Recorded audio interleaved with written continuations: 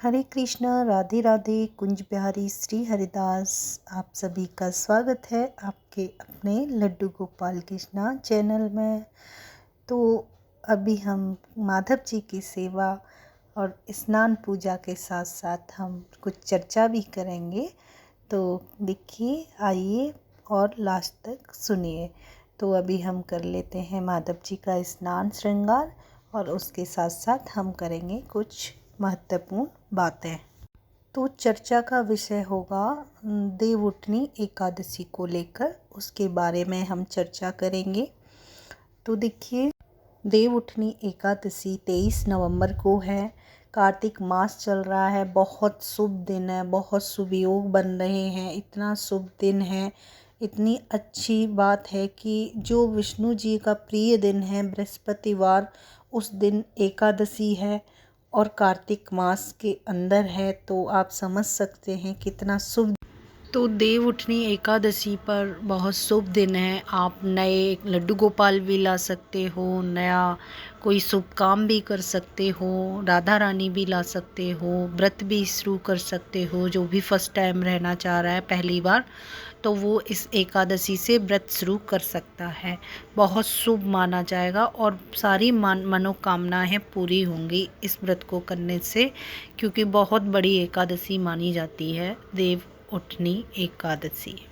देवउठनी एकादशी जो एकादशी आती है, उस दिन तुलसी विवाह भी कर सकते हैं अगर करना चाहते हैं। जो लोग करवाना चाहते हैं तुलसी विवाह, वो इस समय कर सकते हैं। इसके रूप में भी देवउठनी एकादशी मनाई जाती है। बहुत से शुभ काम हो जाते हैं इस एकादशी से शुरू, इसलिए जो भी आपको करना है वो इस एकादशी को कर सकते हैं।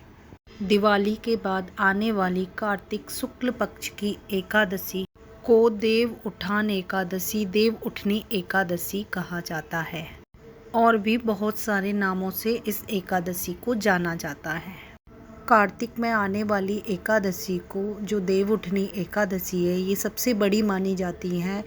तो इसमें तुलसी पूजन पूरे भारत में, यानी कि पूरे सनातन धर्म के लोग इसे धूमधाम से मनाते हैं और बहुत ही मान्यता होती है। बहुत दिल से तुलसी विवाह करते हैं, तुलसी पूजन करते हैं। कहा जाता है कि जो कार्तिक मास में तुलसी विवाह भगवान से करता है तो उसके सारे पाप नष्ट हो जाते हैं और उससे बहुत अच्छे फल की प्राप्ति होती है। जब भगवान विष्णु निद्रा अवस्था में होते हैं, नींद में होते हैं यानी निद्रा में, तो कोई भी शुभ काम नहीं होता, सब बंद हो जाते हैं। तो इस समय भगवान विष्णु अपने आँखें खोलते हैं, यानी कि जग जाते हैं। जो हिंदुओं के शुभ काम होते हैं वो भगवान की जागृत अवस्था में ही होते हैं। जब विष्णु भगवान जाग रहे होते हैं तभी शुभ काम शुरू होते हैं। तो अभी ये जो देवउठनी एकादशी है, इसी से आपकी शादी और जो भी शुभ काम होते हैं, जैसे कि शादियां चालू हो जाती हैं हिंदू धर्म में। जो शादी बंद रहती है इस समय, शादी नहीं होती जब भगवान सोए होते हैं, अब उठेंगे देव तो शादियां भी शुरू हो जाएंगी। तो जो भी बोलते हैं ना, शुभ काम करना है तो देव के जगने के बाद, तो ये एकादशी से देव जग जाएंगे।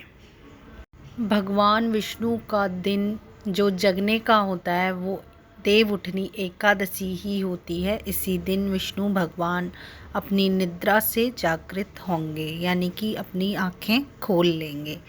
आषाढ़ से कार्तिक मास तक के समय को चतुर्मास कहते हैं। ये जो 4 महीने होते हैं, इनमें भगवान विष्णु शयन कर रहे होते हैं, इसीलिए ये 4 महीने कोई शुभ काम नहीं होता।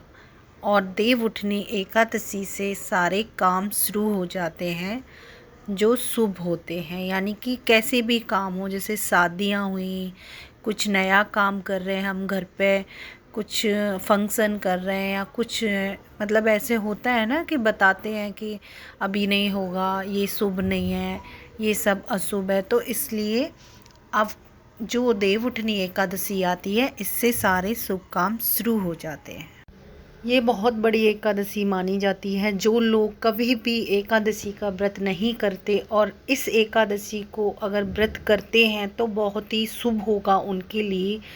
तो कोशिश करें कि ज़्यादा से ज़्यादा व्रत रखने की, कि बहुत शुभ दिन माना जाता है। जैसे कि आप यूट्यूब देखते हो, अभी आपको पहले फ़ोन नहीं था तो इतनी जानकारी भी नहीं मिलती थी। आजकल तो बहुत नॉलेज मिल जाती है फ़ोन से ही, तो बहुत सारी चीज़ें सीखने को भी मिलती हैं। तो आप ऐसा करें कि वीडियो पूरी देखें और सुनें, तो आपके लिए अच्छा होगा। तो ऐसी जानकारी के लिए मेरी वीडियो आप देखते रहिएगा। मैं ऐसी ही कुछ ना कुछ आपके लिए लेकर आऊँगी जो आपको कुछ सीख मिले इससे।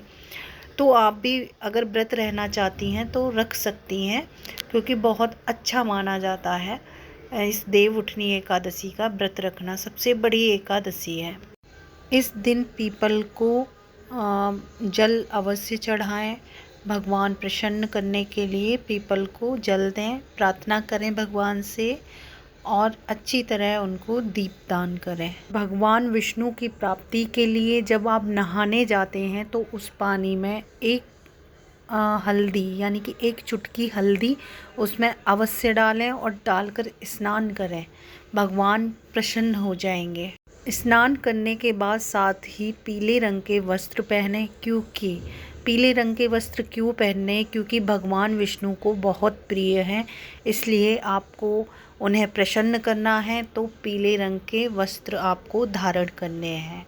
ये सब करने के बाद आप ब्रह्म मुहूर्त में सुबह जल्दी जग जाएं और अपने भगवान की पूजा करें। विष्णु भगवान की, कृष्ण की, राम की, जो भी आप मानते हैं उनकी, आप उनके नाम की माला करें और उनको दिल से आप पूजा करें, याद करें और उनको अच्छे से भाव से, शुद्ध भाव से उनके प्रति अपना भाव दिखाएं जो आपके अंदर है। जैसे आप दिल से पूजा कर रहे हैं वो भगवान को फील करके आप अच्छे से करें तो भगवान प्रसन्न हो जाएंगे। सबसे पहले अगर आप कर पाएँ तो देखो, पूजा तो आप जैसे कर लें वैसे ठीक है, मन साफ़ होना चाहिए, कैसे भी कर सकते हैं। लेकिन बहुत शुभ माना जाता है अगर शंख हो आपके पास तो उसमें गाय का दूध लेकर, शंख में गाय का दूध लेकर भगवान विष्णु जी की अगर कोई प्रतिमा है आपके पास या फ़ोटो है तो छींटे लगा दीजिए। अगर प्रतिमा है यानी मूर्ति है तो उनको स्नान कराएं और कृष्ण को भी स्नान कराएं गाय के दूध से। बहुत अच्छा माना जाता है शंख में गाय का दूध भर के उनको स्नान कराना। फिर उसके बाद आप जल से यानी गंगा जल से स्नान कराएं, क्योंकि इसमें बताया जाता है कि व्यक्ति की आर्थिक स्थिति मजबूत होती है, यानी कि ठीक होती है। और उसके बाद आप भगवान को, साथ में भगवान विष्णु को बहुत प्रिय है गंगा जल से स्नान कराना। तो भगवान प्रसन्न करने के लिए भगवान को इतना तो आपको करना ही पड़ेगा। तो ऐसे ही आप मन से, धन से, तन से पूजा करें, भाव से करें। बाकी जितनी अगर नहीं हो सके, आपके पास कुछ भी नहीं है, आप माला लेकर उनका नाम जप कर सकते हैं। एक आसन ग्रहण करें और नाम जप करते रहें। राधे राधे। कुंज बिहारी श्री हरिदास।